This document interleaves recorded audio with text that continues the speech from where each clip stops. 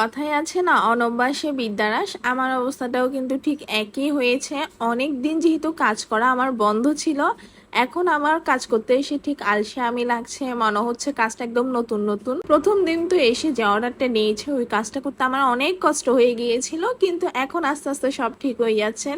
অনেকেই জানে না যে আমার পেজের কাজ অলরেডি চালু হয়ে গিয়েছে। এখন থেকে পেজের সব রকম অর্ডার নেওয়া হচ্ছে। তবে আপনাদের কাছে একটাই রিকোয়েস্ট, যারা পেজে নক করছেন আপনারা একটু দয়া করে আপনাদের লোকেশনটা আগে জানাবেন, এরপরে কেকের দামটা জানতে চাইবেন।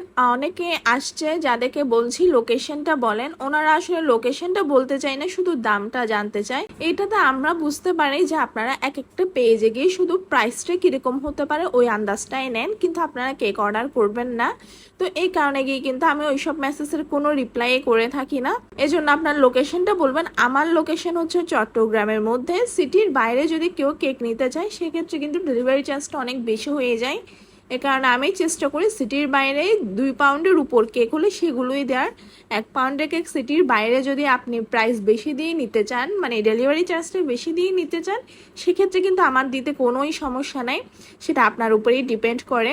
এরপর আরেকটা কথা বলি, যারা শুধু প্রাইস জানতে চান, লোকেশন কত পাউন্ড কি ফ্লেভার এগুলো বলেন না, সেক্ষেত্রে কিন্তু হবে না। আগে লোকেশন বলবেন, তারপরে কত পাউন্ড কি ফ্লেভার এগুলো জানাবেন, দেন আপনার সাথে আমি কথাবার্তা বলে সবকিছু হলে আমি অর্ডারটা নেব, এটাই হচ্ছে কথা। তো এই কারণে কিছু কিছু মেসেজে রিপ্লাই করা হয় না। তো যাই হোক, একটু কেক নিয়ে বলি। এই কেকটা কিন্তু আমার একদম আর্জেন্ট অর্ডার ছিল, মানে রাতের 1টা বাজে অর্ডার দেয়, আর আমি পরের দিন দুপুর 3টার মধ্যে এটা ডেলিভারি করি। রাতের বেলা যেহেতু অর্ডার দেয়, রাতের বেলা তার কাজ করা সম্ভব না, আমি সকালে কাজটা করেছিলাম। এবং আমি এটা বলে রেখেছিলাম যে আমাকে খুব সিম্পল যেন একটা ডিজাইন দেয়, এতটাই সিম্পল দিয়েছে মানে আমি নিজেই খুশি হয়ে গিয়েছি। এই কাজটা যারা একদম বিগিনার আপুরাও আছে ওনারাও করতে পারবে, জাস্ট একটু প্যালেট নাইফেরই কাজ, এর বাইরে এটাতে তেমন কোনো কিছুই নেই। আর মাঝখানে আমি নামটা ডিরেক্ট টপার বসিয়েছি, আমি আর হাতে কোনো কিছুই লিখিনি। এটা আমার আসলে রেগুলার কাস্টমারই ছিল। বোনটা আমার কাছ থেকে সবসময় কেক অর্ডার নেয়, এবং ও আর্জেন্ট অর্ডার করার কারণ হচ্ছে একটাই, হয়তো ওটা কোনো প্ল্যানিং ছিল না, এই কারণে আমাকে আর্জেন্ট এভাবে অর্ডার করে।